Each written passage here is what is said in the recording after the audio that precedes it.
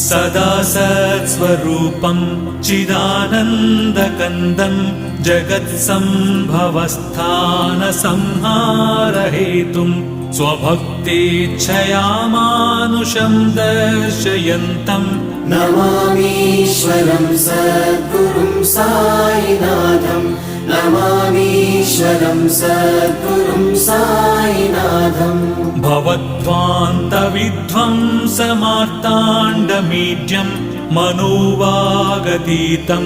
मुनिर्ध्यानगम्यं जगद्व्यापकं निर्मलं निर्गुणं त्वां नमामीश्वरं सद्गुरुं साईनाथं नमामीश्वरं सद्गुरुं साईनाथम् भवाम्बोधिमग्नार्दितानां जनानां स्वपादाश्रितानां